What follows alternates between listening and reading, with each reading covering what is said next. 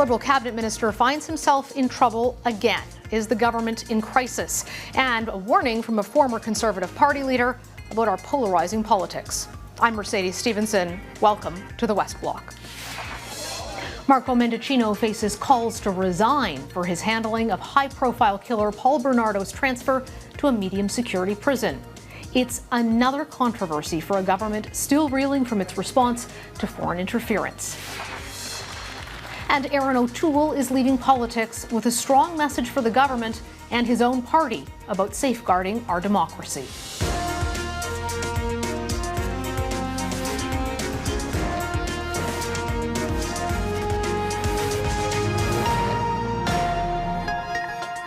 After nearly 11 years in federal politics, former Conservative leader Aaron O'Toole gave his last speech to Parliament. He announced back in March that he was stepping down. In a session that has been marked by heated partisan attacks, O'Toole had a warning for MPs. We are becoming elected officials who judge our self-worth by how many likes we get on social media, but now not how many lives we change in the real world. Performance politics is fueling polarization. Virtue signaling is replacing discussion. Joining me now to talk about that speech and his time in politics is Conservative MP Aaron O'Toole. Aaron, great to see you. Good to be back. This is full circle. I remember your first interview that we did when you became an MP, your first interview when you became a minister. Now you're exiting politics. You've seen quite a time in Canadian history. What's your biggest takeaway from your experience? It's been an honor to serve in all roles. Obviously, I gave my first interview as the Veterans Minister with you because of your background in defense and supporting our veterans. As a veteran myself, that was a real honor. I've seen a lot of positives in politics. I've seen some of the dark side of it and the challenges and the stresses on families. And so it's a bit bittersweet because I really love Parliament, but I'm also excited about returning to the private sector in kind of an international role. And I tried to leave my colleagues in the House on all sides with a bit of a message based on my 10 years in public life, almost 11. And I hope a lot of it takes to heart because, we're going to have a hard time drawing in experienced and passionate people if it seems from the outside to be so toxic and divisive. Internally, we actually get along a lot better than people see on social media. You had a tough experience with your party. You got stabbed in the back, basically, by your own colleagues. You then watched it spin out into support for the convoy, comments about conspiracy theories, which you raised in the House, and this polarization of politics. I'm wondering how much the changes in the Conservative Party that have happened led to your decision to retire from politics. Was that a factor? Not really. I think each leader deserves the ability to run the ball down the field. And I think Pierre deserves that without the former leader being there for the next play or barking stuff from the sidelines. Anytime I'd be in the House and the environment would come up, Minister Guilbeault or people would wedge off my policies in the past with what Pierre needs to do. I think he deserves the opportunity to do that unencumbered by me. Leaders are expected to set a tone, and it's been a very terse one in Parliament. One of the big factors has been China. And after you lost the election in 2021, we had heard whispers from Conservatives that there was beliefs there was Chinese interference. This was largely dismissed by the Liberal government as sour grapes.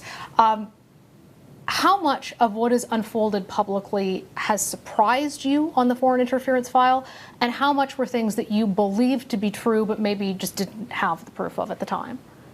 It's a good question. I was surprised by the extent of knowledge by our security agencies of operations, by the United Front Work Department, for example, direct actions by the communist regime in Beijing on our politics. In light of that, I think the government's approach needs to be scrutinized. I don't think they've done enough to safeguard our elections, both in 2019 and in 2021. So while we saw the WeChat, we saw some of the pressure Canadians were feeling with respect to their vote, to know that there was a sense that our security agencies were aware of some degree of coordination and some role of some folks on the ground in this was quite concerning. So I've always said, let's use this as an example where all parties can say, look, over 50 years, conservatives will be in, liberals will be in. Let's make this nonpartisan. Let's fix holes in our system. Let's maybe clean up certain areas where foreign money or influence can be getting in, to make sure that communities in ethnic communities aren't feeling pressured to vote a certain way or not to vote. They've come to Canada for liberty and opportunity, not to have pressure from the state they left on them here. So we owe it to millions of Canadians to get this right, and that's why I think an inquiry with the opposition alignment on who the chair or chairs will be is what's needed. Do you think that Beijing cost you the election? No, I've been very clear in that. Mr. Trudeau won. I congratulated him on the phone. I congratulated him publicly. Was I disappointed? Yes. I think he used the vaccine issue to cause divisions that we're still feeling today. The trucks that were here when I left the leadership were a result of those policies. But no, we wouldn't have won the election. But 3 or 4 or 5 seats might have been flipped. And every seat counts. And we can't. It was a very close election. It was a close election. And I don't want anyone, whether they live in Richmond or Richmond Hill, to make it seem like Ottawa doesn't care about the results in their riding because it's just one riding. You know, some liberals say, oh, no, it's just a few ridings. Every riding matters. And if we know that there's influence, and CSIS and some agencies have known, what is the government doing to stop it? I don't think Mr. Trudeau has done enough. That's why he's avoiding a national inquiry at all costs.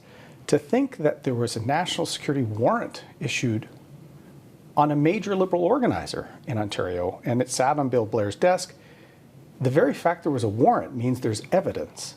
So these are big questions. These aren't little political spin of the day questions. This is, are we doing enough to safeguard our democracy? I don't think the Prime Minister has.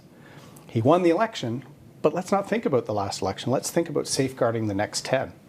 You were targeted personally by Beijing, and I believe you've been told that this will likely continue for some time. Once you kind of pop up on their list, you're there for a while. Are you concerned about your safety, about your family's safety? I'm not. And the nice thing is the folks at CSIS, and I applaud what our intelligence services do. I consider them, alongside our military and first responders, as serving the national interest. They always said they'd be there in the future for advice if I needed it. Do you trust that, though, when they didn't tell you in the past, when they apparently didn't tell the government and apparently also didn't tell David Johnston, who came out with his report, and then you had information that countered it? That's all the political masters. That's the ministers where it sits on their desks. That's the ministers who don't read their emails. We now have a government that is really the Keystone Cops. They don't read their emails. They misrepresent facts. You know, we've got the public safety minister on that now. That should really concern Canadians. I don't think we're a serious country, I said in a recent essay. We've got to get serious because the world is, our allies are, and perhaps that's why Canada's not in AUKUS, the alliance with the other Five Eyes security partners. We're being left out of things because the Liberal government doesn't seem serious. So I hope a national inquiry will get to the bottom of this, not just to see what happened. What can we do going forward? Do we have to clean up nominations? Do we have to be, you know, more vetting and more intelligence briefing early on? I think politicians deserve to know at the time if they're being targeted, not 2 years later, like Michael Chong or Jenny Kwan or myself. Does Kenny Chu or some of the people that I know were targeted, they should get briefings now. Do they not get a briefing because they're still not in Parliament? Well, they may not be in Parliament because of the interference. I think we owe them that briefing. So there's so many questions here, Mercedes. There are well-qualified people to lead this, but the government needs to consult with the opposition parties. We've got to take the politics out of this and say, look, I think we're the greatest democracy in the world. We should care about safeguarding it so that it can't be tampered with by foreign interests. We just have a few moments left, but I do want to get your take on defence and security. You are a veteran of the Royal Canadian Air Force. You were Veterans Affairs Minister. This country's making a lot of big promises when it comes to defence, including deploying tanks to Latvia, but there's still not the spending levels. What do you think needs to happen there? We need to make our NATO targets. That was in my speech. Lester Pearson helped draft the NATO Charter. We were in both world wars before the United States. We've always served where there are interests or values at stake. And now with war in Ukraine, you know, I'm trying to think and making sure people think about what's going on in Ukraine every day. We have to be a leader in NATO, and that means paying our fair share. And what does that mean? Giving our people the equipment they need, having more security and presence in our Arctic at a time where Russia has more icebreakers now than we have ever had. So I do have confidence in Minister Anand. I've seen a real commitment for her to support the men and women in uniform, to move forward on Ukraine and tanks. You know, some of the things I've suggested to her, she is moving on already. She needs the support of the Prime Minister and Minister Freeland. The Deputy Prime Minister cares deeply about Ukraine, but show us the money. The military need the kit. When we have soldiers buying their own helmets in Latvia, that's a tragedy for a leading nation like Canada. So I think Canadians of all political stripes want our men and women to have the equipment they need to do the job we send them to do. And at this time in our world history, we need to be doing more. Aaron O'Toole, thank you for joining us. Thank you for the many interviews over the years and your time in politics, serving the country. I believe people who run truly believe that they want to make the world a better place. And we look forward to your post-political analysis, hopefully soon. I hope so, and I'll continue to be a viewer of the West Block. Thank you. Up next, with another minister under fire, is it time for the Prime Minister to hit the reset button? Our Inside Politics panel weighs in.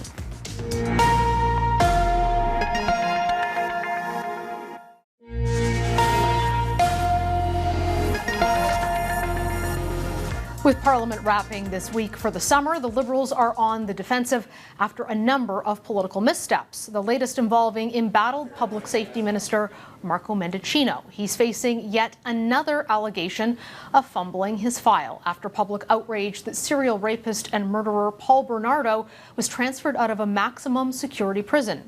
Mendicino says he wasn't briefed until after the transfer, despite his staff being warned months ago. I have also made it clear to my staff that this should have been briefed immediately. Corrective steps have been taken. I have dealt with it. He's throwing his staff under the bus. Will he do the only honorable thing that is left for him to do and resign? The political pressure facing Mendicino comes as the government is still dealing with the fallout from its response to foreign interference. Joining me now to talk about this is the Globe and Mail's Ottawa Bureau Chief, Robert Fife, and Stephanie Levitz from the Toronto Star. Great to see you both. Hello. Thanks for having us. Bit of a rough week for the government, in particular Marco Mendicino. The opposition have been calling for him to resign. He's standing fast on his file. Bob, do you think that he survives this?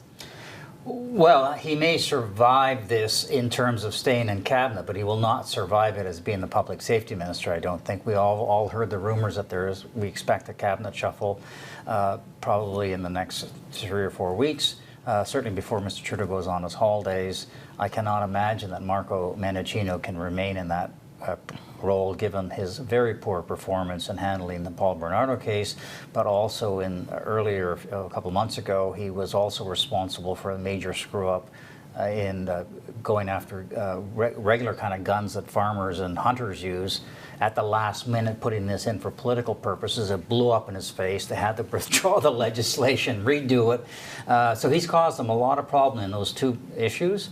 And this week has just been a disaster for him. I mean, being chased down the hall by journalists, not being able to explain why nobody would come to him with, like, Paul Bernardo, this infamous Canadian who has killed 3 women, including Carla Homolka's sister, and nobody thought to tell him.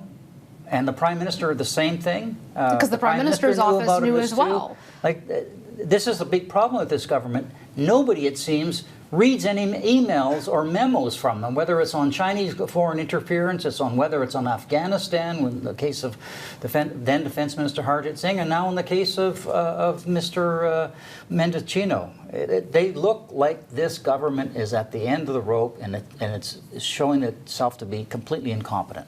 Steph, you look at this, and I think they not only how, but why. How is it possible that staffers know about something this explosive and it's not being passed on? What does that tell us about sort of the culture of the government and the broken telephone that just seems to be not only in every department but across departments on issues that blow up in their face that are largely preventable. Yeah, and isn't that exactly it? I mean, you can almost divorce some of this from the substance of the Bernardo issue and say, okay, so staffers get a briefing and they think, oh, this might be a problem. You know, before we take it to the boss, maybe we should try and figure out some solutions. That's a fair point on most files. On this particular file, knowing that it was going to be so politically sensitive that they looked into seeing whether they could do something, the fact that they don't take it to the boss right away, but it still remains curious to me, and we still don't really have any answers, but how it is the Prime Minister also knew.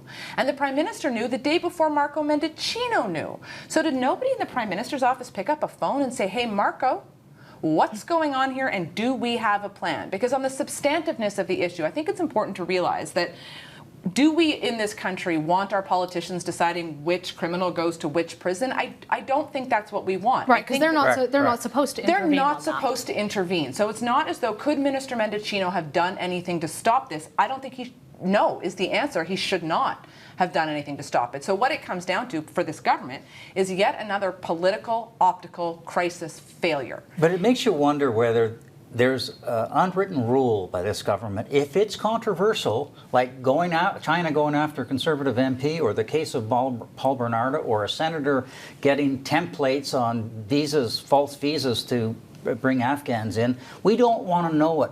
Don't tell your minister this. And then they can come out and say, if people find out about it, then they come out and say, well, I didn't know about it. It was my staff that did it. And of course, none of these people get fired. And why don't they get fired? Because maybe there is an unwritten rule here. Protect the minister, protect the Prime Minister. Don't give them information on uncomfortable stories. It reminds me, Bob, of when we were working together at another network and you were breaking the Senate scandals, and there was the $90,000 check from Nigel Wright for Mike Duffy, and everyone's saying, how could Stephen Harper not have known about this? And staffers were saying quietly, it's plausible deniability. Don't tell the boss the bad news, because then they can be held accountable for it. But this sort of leaves two potential options, that either you have a culture in the government of don't tell people in power bad things, they can't be held accountable for them, or they've lost control of their staff and the bureaucracy.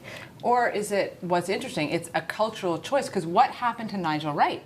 He got the boot, right? It became this, what did you just do here? And I think there's a lot of staffers around town, in the last week or so, being like, how is it that no one's been fired over this? Like, this is a fireable offense. Why was nobody fired about the case, about Michael Chong? Why was nobody in the minister's office fired about that? Or if not, or why wasn't the CSIS director fired? Or why was Mary Ng not fired? Mary Ng found in violations of ethics for giving a contract to her friend, and she endures in this government. So maybe it's a broader question, as we've sort of talked about accountability writ large. Where is the accountability in this government other than the voting booth on election day? Because it doesn't seem like Justin Trudeau is in the business of meting out a lot of accountability when serious mistakes are getting made. And ministerial responsibility is gone. It used to be, 30 years ago, ministers would have to actually resign over issues. You don't get this anymore. Instead, they blame the staff, or they blame the bureaucracy, which this government is really good at doing, also blaming the bureaucracy for After coming in and criticizing Stephen Harper for that and saying, well, unlike Stephen Harper, do you remember when Justin Trudeau was elected and he went to Foreign Affairs and they all cheered? Let me tell you, this government is not very popular with staffers over in GAC these days, but it's sort of that change in culture. Can they change the channel coming out of this with something as simple as a cabinet shuffle, or does this start to stick now, Steph? It's part of a narrative, right? It's a narrative that builds and builds and builds and builds, and this is why the opposition use it to great effect. I mean, to put another notch in their political belt is, here's another reason that Justin Trudeau and the Liberals cannot be trusted to run the country. Let's set aside the substance of any particular allegation on a given day. It just becomes part of the narrative, and not like setting aside also their accountability problem. The reality is the government continues. It's almost 8 years long now. It doesn't have any new ideas. What did it manage to get done in the last sitting of significant substance except a rebranded, tax rebate for Canadians, which will make a difference? But we have a housing crisis in this country. We have economic crises in this country. We have all sorts of meaningful problems, and what we're devoting so much debate about is to the fact that nobody reads their memos and gets anything done. The emails are the issue, but it's a bit of a disastrous session for the Liberals. Let's talk about the Conservatives and how they've come out of this. Bob, what's your analysis? How's Pierre Poilievre doing? How are the Conservatives doing? It seems like Canadians in polls are saying they want to change, but they're still not sure that they're ready for that to be the Conservatives. Look, the problem they have is that Mr. Poilievre cannot be prime ministerial. He is so uber partisan. He can let other people be the partisan that he's doing. Like he used to be the attack dog for Stephen Harper. Get himself another attack dog. You're not the attack dog. You're the leader of the official opposition. Yes, you have to be critical of the government. And he's raising very important issues: inflation, the economy, all the issues involving Chinese foreign interference, and the whole Paul Bernardo stuff.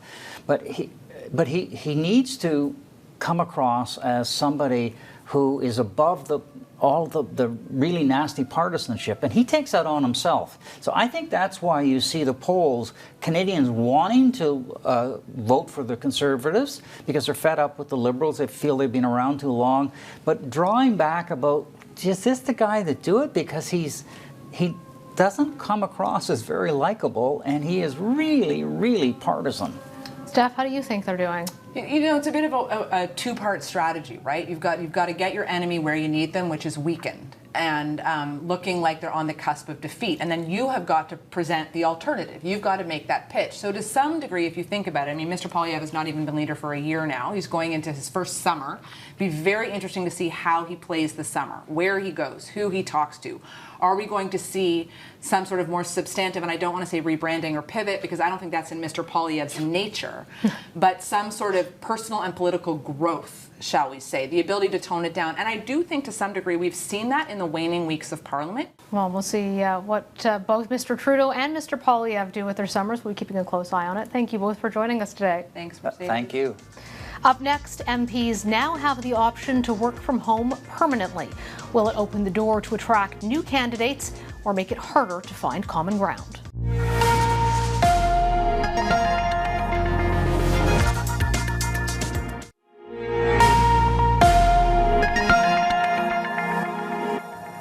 And now, one last thing. Traditionally, members of Parliament have had to come to Ottawa to do their jobs, but COVID changed that like so many other things. And the Liberals' motion to permanently give MPs the option to work from home passed late last week. The government says hybrid Parliament will encourage more parents and caregivers to run for public office who might have otherwise been discouraged by MPs' brutal travel schedules. It could also encourage more women to run for politics, as they often have a heavier domestic load, making it harder for them to go away, especially across the country. But critics say MPs should be willing to travel given their high salaries, and that politics requires in-person negotiations and relationship building. Backroom talks can build camaraderie across partisan lines and lessen the growing polarization in Canadian politics. So maybe the question isn't just where or how MPs are voting from, but what effect a hybrid House will have on our opportunity for informed debate.